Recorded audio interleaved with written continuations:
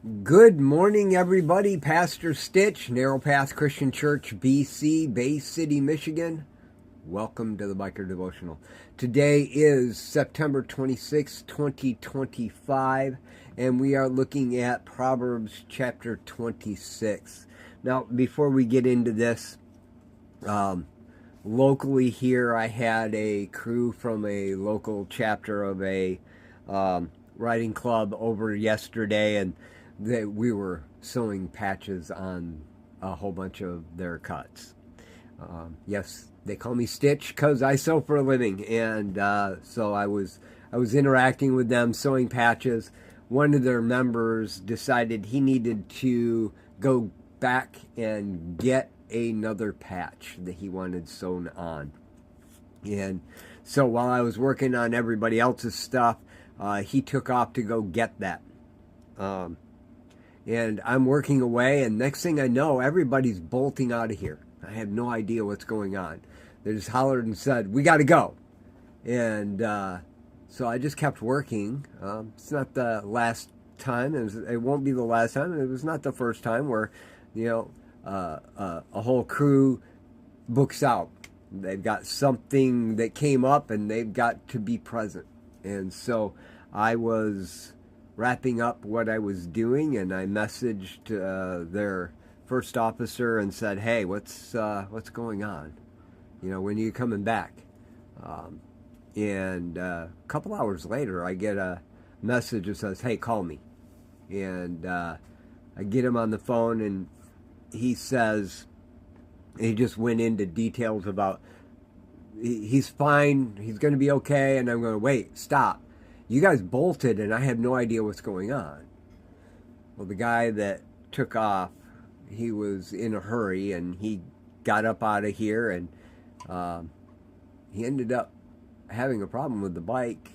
Don't know all the details, just know that he went down hard. And so they didn't make it back, so they had to go to the hospital. But it taught me something about brotherhood.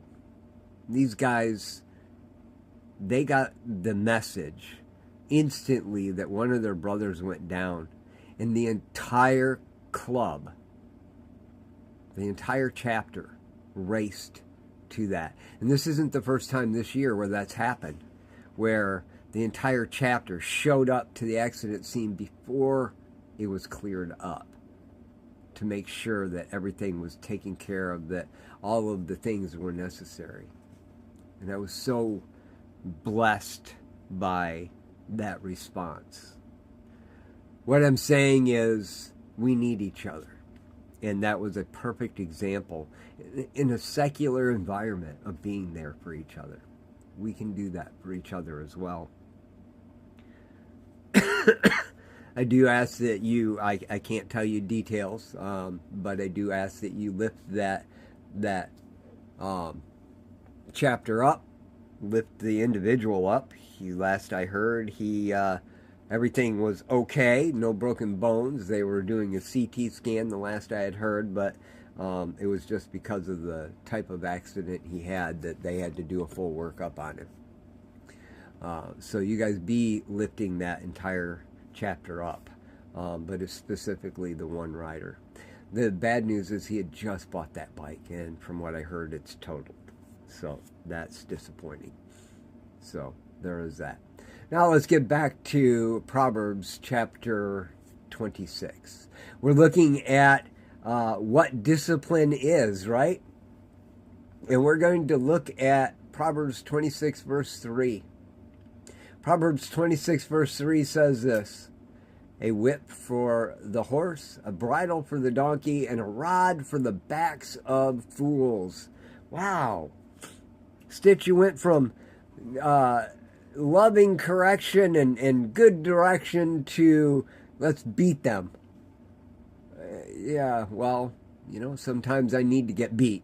But no, as I was looking at this morning, I was realizing in the midst of this how important it really is.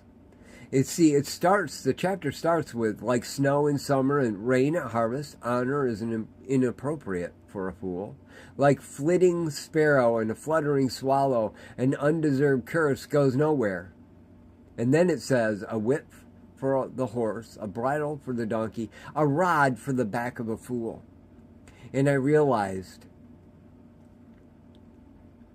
a whip for a horse is not punishment. It is a prodding. It is a directive. The whip lands on the hind shanks. That's the toughest part of the horse's hide. Literally, they almost don't feel it. If you've ever had a pair of shoes that have leather soles on the bottom of them, that's called the horse butt. It's so thick and so dense that it lasts forever. Literally, I used to, when I was making holsters with American Holster Company, I would order horse butts just to make special parts for my holsters that I knew needed to be able to last forever. And I can tell you, they do. They last forever. A whip that lands there doesn't do anything to injure the horse. What it does is it gives it the information that you need to move. A bridle for a donkey gives direction. It gives information for the donkey to move. So the rod for the back of a fool is information for the fool that they need to move. What he's talking about, Solomon is talking about, is we all need that prodding to keep moving. We need that prodding to move in the right direction. We need that prodding to move a little faster, or maybe to remind us that we have to start. Sometimes the things we hear, we assume things that aren't necessarily there. A whip for the horse, a bridle for the donkey, neither one are injurious nor cruel.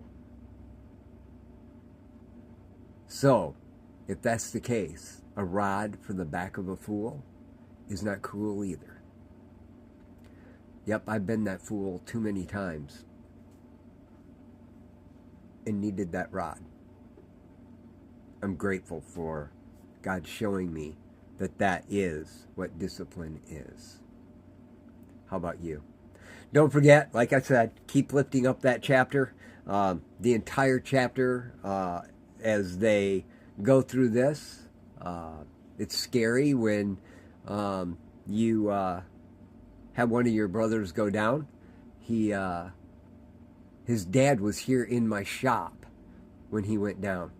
And they got the message that he went down. They got there and were taking care of him before the paramedics got there.